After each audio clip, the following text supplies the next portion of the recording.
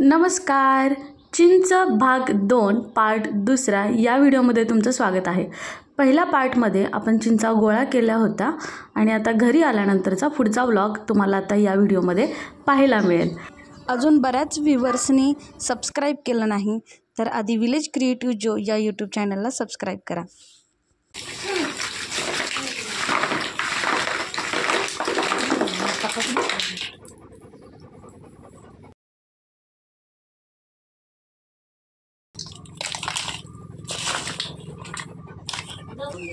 हे चल जोते पाडायची जीव्या पप्पा जेवलं का काय परी चिंचा साफ करायचे चालले आहेत. साफ म्हणजे चिंचेचं वरचं जे कवर आहे ते आपण काढून घेणार आहे आणि चिंचेच्या ज्या शिरा आहेत त्यासुद्धा आपण काढून घेणार आहे. आणि आता फक्त अशा पद्धतीने आपण चिंचा साफ करून दुसऱ्या भांड्यामध्ये जमा करून घेणार आहोत.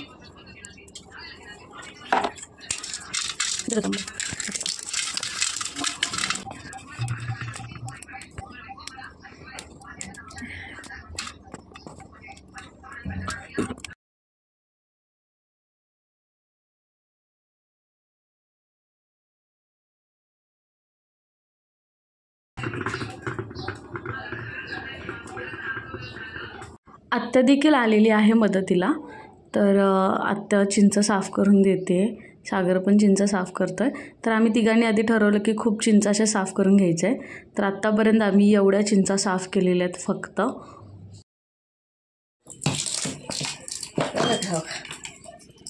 त्याला काही लय उशीर लागत नाही फोडायला. फोडतेस का भावडे?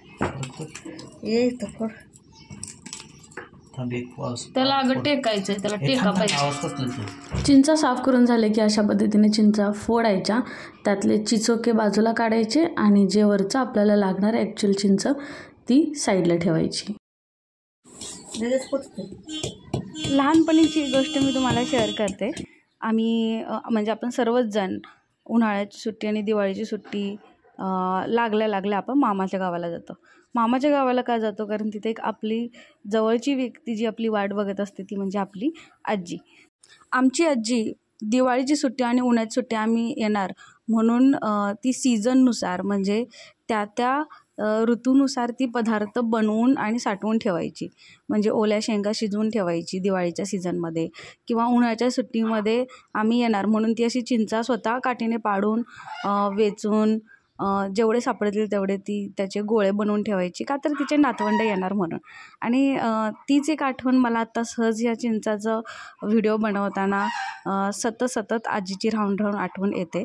तर अशा पद्धतीने आम्ही पण आता चिंचेचा गोळा बनवतो आहे आणि यासाठी आता चिंचा बऱ्यापैकी फोडून झालेल्या आहेत. आम्ही आता सगळ्या चिंचा फोडणार नाही आहेत कारण टाईम खूप जातो आहे.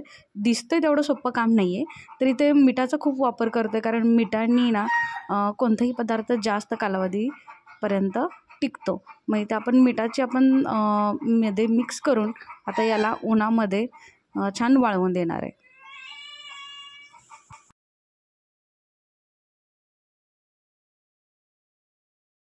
चिंचोक्याचा अजून एक वापर म्हणजे तुम्ही कधी चल्लसाठ खेळताना या चिंचोका फोडून त्याच्या डाळीचा वापर केला आहे का? केला असेल तर कमेंट बॉक्समध्ये मला नक्की कळवा.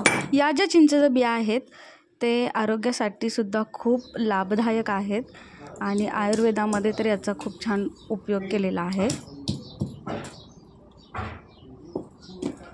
उन्हामध्ये सुकवायला ठेवलं होतं आणि सुकवल्यानंतर थोडासा पाण्याचा शिंतोडा दिला होता कारण चिंचा ज्या होत्या त्या थोड्याशा पुढे गेल्यामुळे म्हणजे त्याच्यातला जो गर असतो तो जरा कमी झाल्यामुळे त्याला थोडंसं हे केलेलं आहे. आणि आता चिंचेचे ह्याचे गोळे बनवायचे.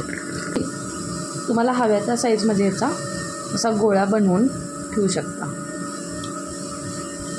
आणि मग हा चिंचा पावसाळ्यात खायला खूप भारी वाटतं म्हणून उन्हाळ्यामध्ये असे चिंचेचे गोळे बनवून ठेवले जातात.